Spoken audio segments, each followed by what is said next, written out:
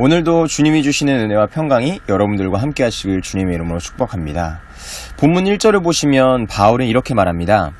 여러분은 내가 좀 어리석은 말을 하더라도 용납해 주시기 바랍니다. 꼭 나를 용납해 주십시오. 바울은 도대체 무슨 말을 하려고 했기에 자신의 어리석은 말에 용납해달라고 거듭 요청하는 것일까요? 그것은 우리가 어제 살펴봤던 본문과 상관이 있습니다. 바울이 말하려는 그 어리석은 말이란 자기 자신을 내세우는 자랑에 관한 것입니다.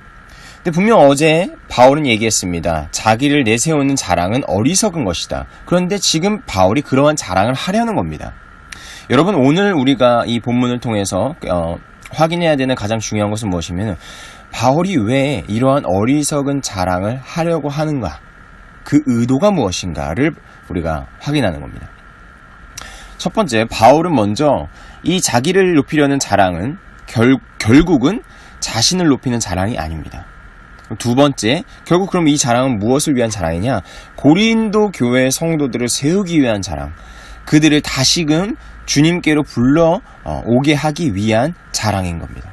그런데 겉으로 보기에는 이것이 바울이 비판했던 바로 그 어리석은 자랑처럼 될 수 있기 때문에 양해를 구하고 있는 것입니다. 여러분, 이러한 오해를 불러일으킴에도 불구하고 바울은 왜 그러한 자랑을 하려고 하는 것일까요? 고린도 교회 교인들을 진심으로 사랑하기 때문에 그렇습니다. 본문 10절과 11절을 보십시오. 내 안에 있는 그리스도의 진실을 걸고 말합니다마는 아가야 지방에서는 아무도 나의 이런 자랑을 막지 못할 것입니다. 내가 왜 이렇게 한다고 생각하십니까? 내가 여러분들을 사랑하지 않기 때문입니까? 내가 여러분을 사랑한다는 것은 하나님께서 알고 계십니다.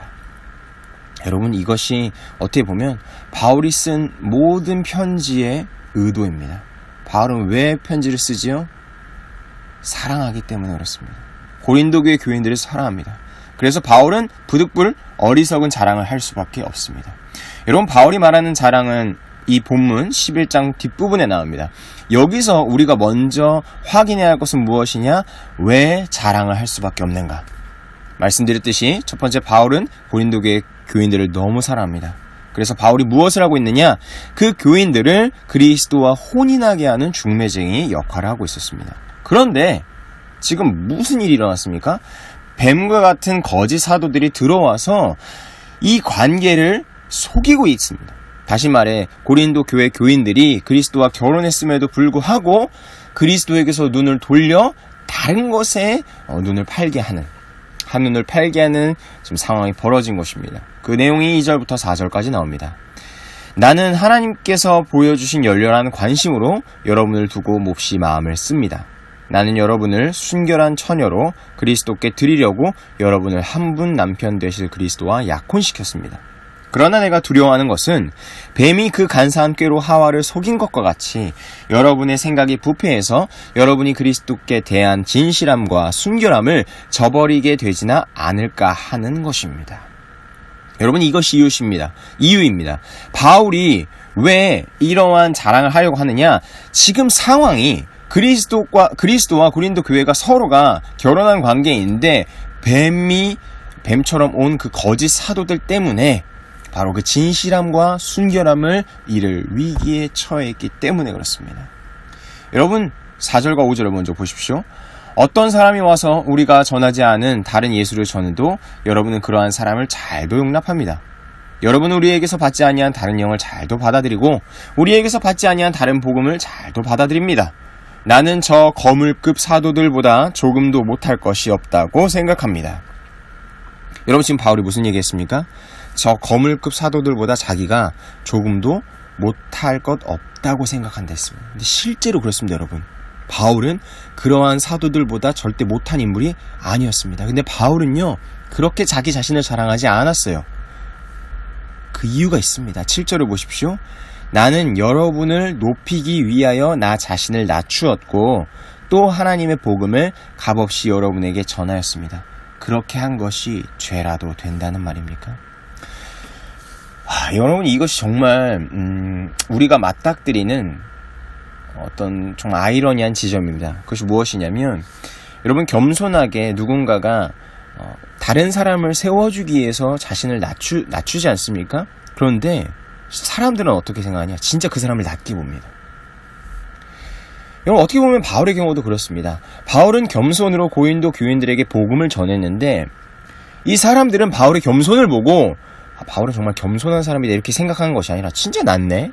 진짜 낮은 사람 아니야? 라면서 얕잡아 보았다라는 겁니다.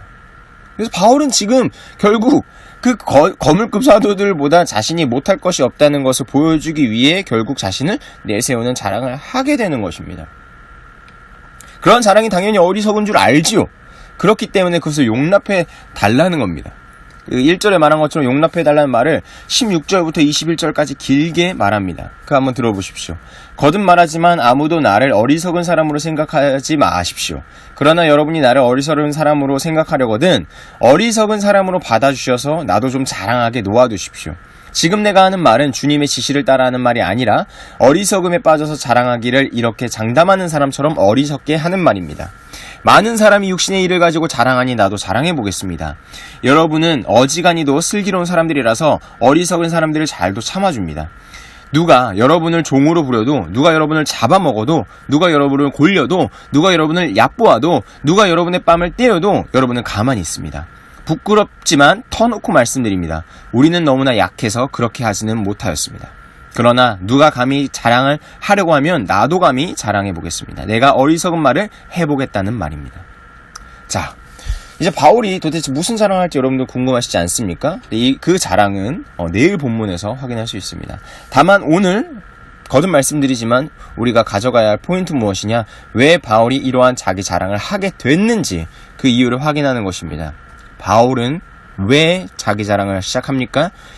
정말 고린도 교회 교인들을 사랑하기 때문에 그렇습니다. 바울은 그래서 낮아졌습니다. 그들을 사랑하고 그들을 높이기 위해서. 그런데 너무나 어떻게 보면 정말 어리석은 것은 그 고린도의 교인들이죠. 그런 겉모습을 보고 낮게 평가합니다. 그런데 자기 자신을 높이는 자들, 바울과 다르게 자기를 높이는 자들은 어떻습니까? 13절과 14절을 보십시오. 이런 사람들은 거짓 사도요, 속이는 일꾼들이요, 그리스도의 사도로 가장하는 자들입니다. 그러나 놀랄 것은 없습니다. 사탄도 빛의 천사로 가장합니다. 그러니까 여러분, 이걸 보시면은 우리가 일상적으로도 이제 생활하는 가운데 어떤 사람이 자기 출신을 밝히고 내가 어디에 나왔다, 뭐 어느 대학이다, 뭐 했다, 이런 어떻습니까? 높은 사람일수록 우리는 당연히 그 얘기를 듣는 사람은 낮아질 수밖에 없습니다. 자기 자신을 내세우는 사람 앞에 서면 우리는 낮아지는 것이 당연하죠. 그러니까 바울은 어떻게 한 것입니까? 반대로 한 것입니다. 자신의 출신, 자신의 그러한 스펙을 숨기고 그러한 것들을 자랑하지 않고 오히려 자기를 낮췄습니다. 왜요? 고린도교회 교인들을 높이기 위해서입니다. 근데 고린도교회 교인들은 그러한 바울의 진심을 알아주지 못한 거예요. 여러분, 이것은 세상의 모습과도 똑같습니다. 세상 어떠합니까? 양보하면 어떡하죠? 호구 취급합니다. 겸손하게 낮아지면 어떡합니까? 밟으려고 합니다. 그런데 바울은 어떻게 해요? 밟히고 있습니다. 바울은 그냥 자기가 어리석은 무시당하는 모습대로 하는 가운데서도 계속해서 고린도교회 교인들에게 나아갔던 겁니다. 왜요? 그들을 진심으로 사랑하고 그들을 진심으로 높이기 원하고 그들을 진심으로 그리스도께 연결시키기 위해서입니다. 다만 바울의 요청이 무엇이냐? 자기의 진심을 알아달라는 겁니다. 내가 자랑할 게 없어서 자랑 안 하는 게 아니라는 거예요. 그래서 바울이 이제 뒤에 나오지만 내일 본문에서 확인하시겠지만 어리석은 말을 하게 되는 것입니다. 근데 여러분, 그 어리석은 말 가운데도 결국은 바울의 진심이 나옵니다. 여러분, 우리 주변에 어떻게 보면 이러한 바울과 같은 크리스천들이 정말 많다는 것을 봅니다. 다른 사람들을 생각해서 자신을 감추고 자신을 낮추고 정말 이렇게 겸손한 사람들이 있습니다. 그렇다면 우리는 어떻게 해야 할까요? 그들의 진심을 읽어줄 수 있어야 합니다. 그리고 반대로 자기를 내세우고, 여러분, 그렇게 자기 자신을 하는 사람들, 그 사람들이 뭘 보면 되냐면 그들의 마지막 행동을 보게 되면 됩니다. 본문 15절 보십시오. 그렇다면 사탄의 일꾼들이 의의 일꾼으로 가장한다고 해서 조금도 놀랄 것이 없습니다. 그들의 마지막은 그들이 행한 대로 될 것입니다. 여러분, 그 사람의 진심은 결국 그 사람의 마지막 행동 가운데서 나옵니다. 그들이 행한 대로 될 것입니다. 그러면 우리는 누가 우리에게 다가올 때에, 또 우리가 다른 사람들을 볼 때에 그들의 진심을 볼 수 있도록 노력합시다. 그들이 겸손하다고 하여서 그들을 무시하지 않도록 노력합시다. 그들의 겸손을 감사함으로 받아들이고 우리도 겸손함으로 다른 사람들을 높일 수 있는 정말 그러한 성도 되시길 주님의 이름으로 축복합니다. 아멘.